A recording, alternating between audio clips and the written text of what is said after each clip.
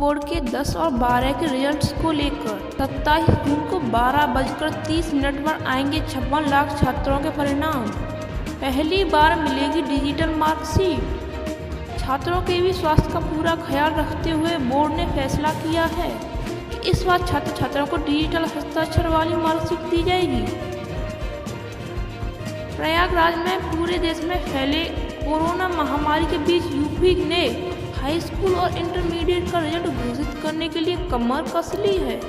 27 जून को UP board का result दोपहर 12 बजे घोषित किया जाएगा।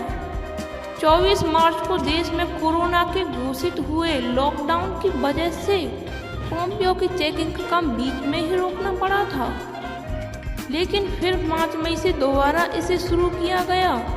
सबसे पहले कॉपियों की चेकिंग का काम ग्रीन जोन वाले जिलों से शुरू किया गया था। उस दौरान कुछ अध्यापक संगठनों ने इसका विरोध भी किया था। हालांकि सरकार ने सुरक्षा का पूरा ध्यान रखा था। बता दें कि कोरोना की वजह से तमाम सेक्टर के काम बंद हैं और सोशल डिस्टेंस का ख्याल रखने की वजह से भी कामकाज अपने पूरे रफ्तार के साथ नहीं हो पा रहा है। ऐसे में मार्कशीट छपने में भी दिक्कत आ रही थी, जिसकी वजह से बोर्ड ने डिजिटल मार्कशीट उपलब्ध कराने का फैसला किया है। छात्रों को दी जाने वाली इस मार्कशीट पर सचिव के डिजिटल हस्ताक्षर होंगे। हालांकि इससे छात्रों को कोई भी दिक्कत नहीं होगी। कुछ छात्रों के मन में इस बात को लेकर संशय है कि क्या यह पूरी तरह से मान्य मार्कशीट होगी या नहीं। क्या इससे एडमिशन प्रक्रिया में आगे कोई दिक्कत तो नहीं आएगी। लेकिन हम आपको बता दें कि यह पूरी तरह से मान्य है और इससे एडमिशन लेने में कोई दिक्कत नहीं आएगी।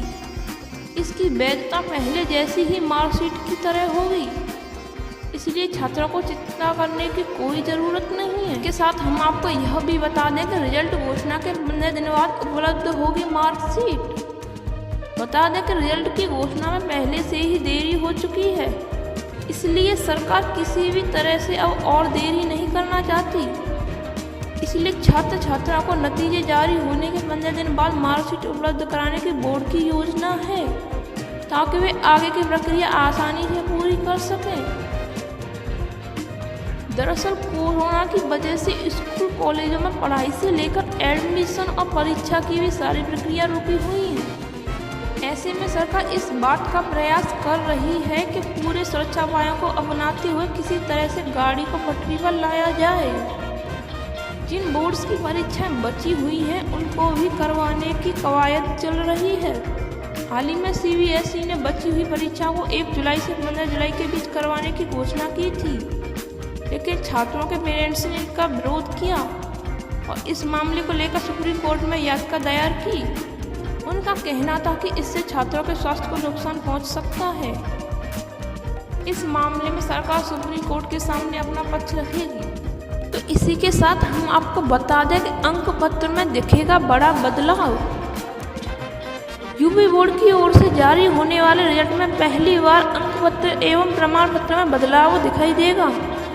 अंक पत्र एवं प्रमाण पत्र में माता पिता का नाम अंग्रेजी के साथ साथ हिंदी में भी दर्ज होगा। अब की बार कंपार्टमेंट में परीक्षा और स्क्रूटनी के लिए ऑनलाइन आवेदन की तैयारी है। परीक्षा परिणाम में गलती से बचने के लिए यूपी बोर्ड की ओर से एडवांस तकनीक का उपयोग किया जा रहा है। 9 एवं 10 जून को छूटी प्रयोगात्मक परीक्षा पूरी करने के बाद अब बोर्ड रिजल्ट को अंतिम रूप देने वाला है। प्रयोगात्मक परीक्षा पूरी करने के बाद अब बोर्ड रिजल्ट को अंतिम रूप देने में लगा है। बोर्ड दूसरे राज्यों की उन फर्मों को जो रिजल्ट तैयार कर रही हैं, उन्हें परीक्षाओं के अंक सहित अन्य सूचनाएं भेजने के लिए पोर्टल का सहारा लिया जा रहा है। सब कुछ बोर्ड कार्यालय में बैठकर कर्मचारी ऑनलाइन कर रहे हैं। पूरा रिजल्ट ऑनलाइन तैयार हो रहा है। हम आपको बता दें, कश्मीर में अब खुलेंगे सिनेमा हॉल। एक वक्त था जब बॉलीवुड की कोई भी फिल्म शूट होती थी तो उसमें कश्मीर का सीन जरूर होता था। ये सिलसिला 80 के दशक तक चलता रहा, लेकिन अब की हालात ये है कि कश्मीर में कोई भी सिनेमा हॉल नहीं है। यानी कि जिस कश्मीर की खूबसूरती को पूरी दुनिया बड़े पर्दे पर देखती है, कश्मीर के लोग उसे अपने यहाँ बड़े पर्दे पर नहीं देख सकते हैं।